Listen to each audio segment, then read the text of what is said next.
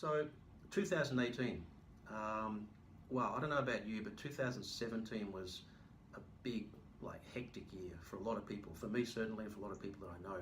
And so Dale and I were chatting earlier, and I said, look, I came into the start of this year still kind of feeling a little worn and almost a little overwhelmed thinking about the year ahead.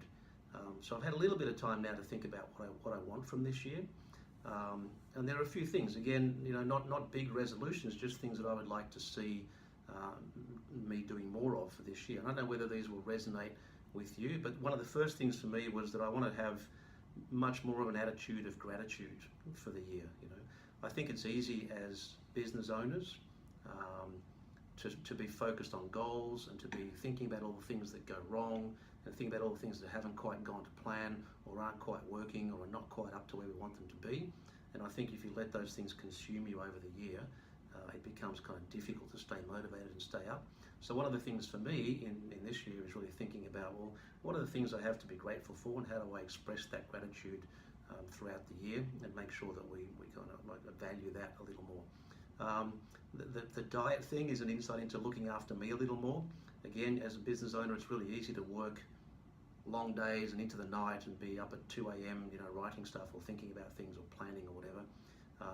So part of my plan for this year is to just look after me a bit and maybe take a little more time for myself and do some of the things that I don't do, a little bit of diet focus, a little bit of exercise focus, get some rest, get some sleep to be more productive and more effective, if you like, when I'm actually working and working on the business. One of the things I found last year was that I got so consumed in my business that a lot of the social contacts that I had kind of got lost. So one of my goals this year is to reach out to a friend at least every week. And that just means that could be as simple as shooting a text to somebody just to say, hey, how you doing? Because it's easy to get to 11 o'clock at night and then go, gee, I haven't spoken to anybody in the last 2 weeks. On a social level, I've just spent my whole time kind of buried in the business.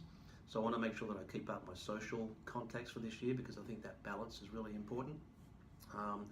And I want to have some quiet time. I want to have a little bit of quiet time to read and write and think, basically, and absorb all of the things that are going on. I don't know about you, but business generally gets pretty hectic. There are a lot of things going on. If you're a sole business person, if it's just you, then you're trying to cover everything. And you would think the theory is that when you have a team, it should be easier for you, right? So you should be able to delegate things out to your team and kind of get all this stuff magically done, which is true to an extent. And I mean, if you're working with Dale, Blueprint and Dale's team have got fantastic systems and processes and things you can set up to work the business more efficiently. But a team still demands your attention and it still demands leadership. And so that can become all consuming as well. So finding a balance in all of that is really important.